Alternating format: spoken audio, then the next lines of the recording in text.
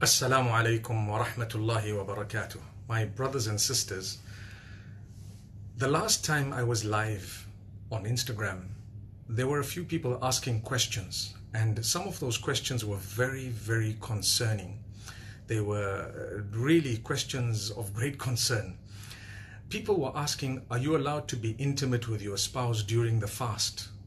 Now that is quite a strange question, but then again, there are people who probably are ignorant. Fasting from dawn to dusk means you abstain from food and drink, you abstain from foul language and so on.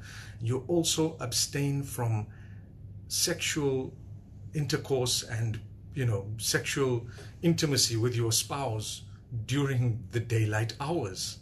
Now, that which is haram and prohibited is obviously haram inside and outside of Ramadan. If someone was doing something haram and were to engage in haram sexual acts during the fast, then that would be a double sin. One, for it being haram, and two, for it to be breaking the fast in that way. But another very, very important point is your own spouse as well. You cannot have sexual relations with your own spouse during the daylight hours of Ramadan.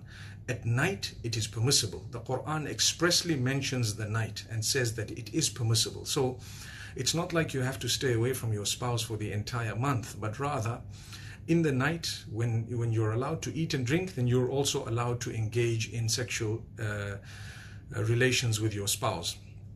But my brothers and sisters, if someone does do that during the daylight hours of Ramadan, then it is a major sin. And in order to compensate for that, you would have to fast 60 consecutive fasts after Ramadan and seek the forgiveness of Allah subhanahu wa ta'ala. So it is something that people don't like to discuss, but it needs to be discussed. Someone also asked in the live session, is it permissible to masturbate during the fast? Does it break the fast? The answer is it definitely breaks the fast, and you would have to make that fast again sometime after Ramadan and seek the forgiveness of Allah subhanahu wa ta'ala. So those were the two matters that I decided to speak on. It's not so common for people to speak on this, but I think people needed to know this. The issue of masturbation, it definitely breaks the fast. And if you have done this, then you need to do two things. You need to compensate that one fast that was broken due to that masturbation, and at the same time you need to seek the forgiveness of Allah subhanahu wa ta'ala. So that's what happens. And if it was proper intimacy where there were sexual relations that took place between a spouse or between spouses, then not only is the fast broken, and not only do you have to seek the forgiveness of Allah, but there is a huge penalty for that. If it was haram and a person actually did something that was prohibited, then it makes the matter even worse, which means if you had sexual relations in an adulterous way, or fornication during the fast, then it's worse, because that is prohibited even if you're not fasting. May Allah subhanahu wa ta'ala make it easy for us. I was in two minds whether to talk about this or not, but many people told me, no, look, these questions were asked, and they were asked several times during the live session. So therefore, please, can you address this? I mean, imagine people thinking masturbation is okay and it doesn't break your fast, and they keep on fasting. In fact, you would also need a ghusl. If a person were to masturbate, not only is the fast broken, but their wudu and ghusl is actually nullified. They would need to bathe again before they can pray or read the Quran. So please remember these rules. And like I say, it's difficult to talk about it, but subhanallah, I think you would appreciate that someone had to say it. Sadly, it had to be me. May Allah subhanahu wa ta'ala forgive every one of us. Similarly, I just want to, since we are here, I just want to remind you, my brothers and sisters, half of Ramadan is over. Please take it seriously. Engage in lots of ibadah. You never know, this might be your last Ramadan that you're ever going to see. I know of people who are sick and ill. Brother Ismail Muhammad is not well at all. And we must pray for not just him, but for all others who are not well. They're all in our minds, in our hearts, in our du'as, in our prayers, in our thoughts. So pray for those who are sick and ill. Pray for the mercy of those who have passed away. And at the same time, my beloved brothers and sisters, pray for yourself too. And try to improve your behavior. try to improve who you are as a person. These are the days of Ramadan. They're supposed to impact upon you. You're supposed to develop your relationship with Allah. Take them seriously. The last nights are probably the most crucial nights of Ramadan.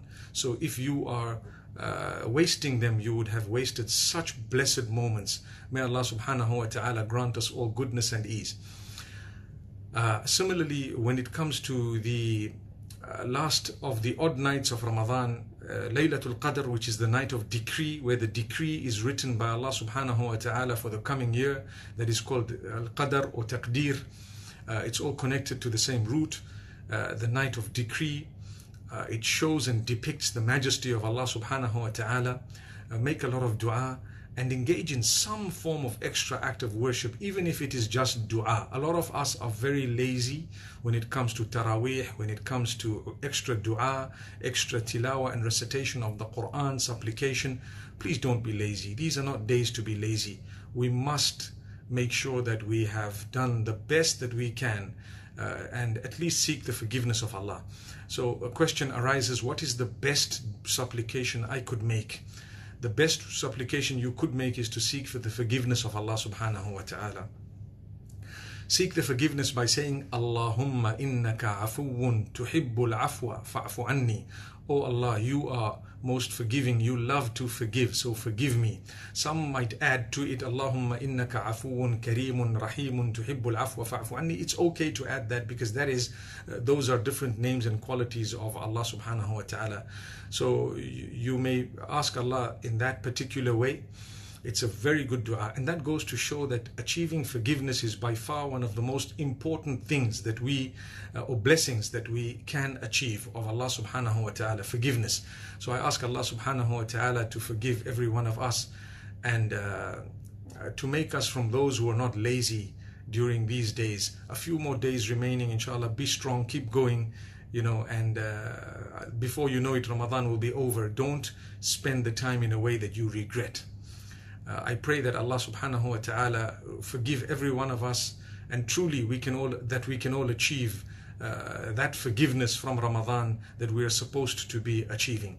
Another quick point, and I will raise this again in the future: let's not come out of Ramadan as though the Lord of Ramadan and the Lord outside Ramadan were two different Lords, but rather the same Lord in Ramadan is outside Ramadan. So when we come out of Ramadan, let's be from those who've changed. At least we've changed something positively. Remember, if you hurt someone, you shall be hurt in return one day. If you do something against someone, you will definitely pay the price of it. So seek forgiveness, make amends, become a better person. There are so many things that, inshallah, I have to talk about, but we'll keep it in small doses, and we'll keep these live sessions going. May Allah subhanahu wa ta'ala once again grant us all goodness, success in this world, Jannatul Firdaus. May Allah help those who are struggling with debt to pay that debt. May Allah help those who are struggling with difficulty and hardship to alleviate that difficulty and hardship. May He do that for them.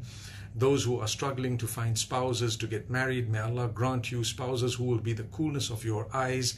I always say, you want to marry a certain type of a person. Do you think that person would actually want to marry the type of person you are? So try to be the person whom you believe a spouse you want to have would be looking for. That's quite a deep statement, but it's a very, very important point. May Allah bless you all. Jazakumullah khair. Assalamu alaikum wa rahmatullahi wa barakatuh.